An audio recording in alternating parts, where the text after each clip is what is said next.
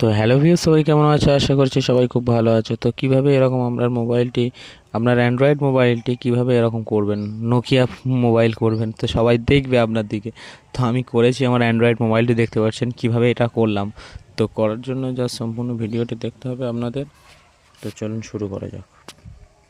তো চ্যানেলে নতুন হলে চ্যানেলটি অবশ্যই সাবস্ক্রাইব করে রাখবেন। তো চলুন শুরু করা যাক। তো এই কাজটি করার জন্য আপনারা জাস্ট আপনাদের গুগল প্লে স্টোরে চলে আসবেন।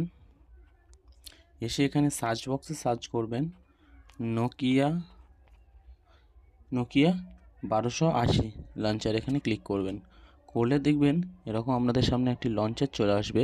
তো আপনারা এই অ্যাপ্লিকেশন ডাউনলোড করবেন। তো আমার ডাউনলোড করা আছে, আমি ওপেন করছি। তো ওপেন করার পরে জাস্ট আপনাদের সামনে এরকমই আসবে। তো আসার পরে জাস্ট এখান থেকে আপনারা অনেক রকম সেটিং করতে পারবেন। তো এখান থেকে আমি জাস্ট এই সেট ডিফল্ট লঞ্চার এখানে ক্লিক করলে এরকমই আসবে আপনাদের সামনে। তো আপনাদের জাস্ট এখান থেকে নোকিয়া লঞ্চার এখানে ক্লিক করবেন, করে জাস্ট ইয়েসে ক্লিক করবেন, করে জাস্ট এরম ওপরে চলে আসবেন।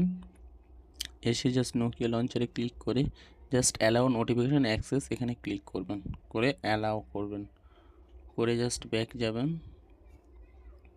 তো ব্যাক গেলে দেখতে পাবেন আমার মোবাইলটা কিন্তু নোকিয়াতে পরিণত হয়ে গেছে। তো আপনারা এরকম খুব সহজেই করতে পারবেন। তো এখান থেকে আমি সব কিছু দেখতে পাচ্ছেন, নাম্বার করছি।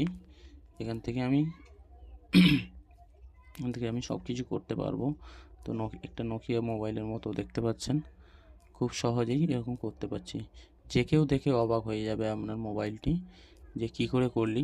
ঠিক আছে, এরকম আপনাকে জিজ্ঞাসা করবে।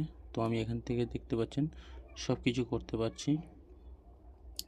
তো এখান থেকে আপনি আপনার অ্যান্ড্রয়েড মোবাইলটি নোকিয়ার মতো সমস্ত কিছু ব্যবহার করতে পারবেন এখান থেকে অ্যাপ্লিকেশান। তো দেখতেই পাচ্ছেন। তো এটা আবার মানে বন্ধ করার জন্য জাস্ট আমি এখানে টাইপ করছি, দেখতে পাচ্ছেন আমার কলিং চলে আসছে।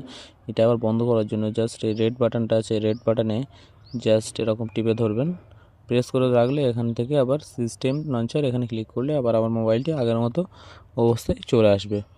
তো ভিডিওটি যদি ভালো লাগে চ্যানেলটি অবশ্যই সাবস্ক্রাইব করবেন এরকম ভিডিও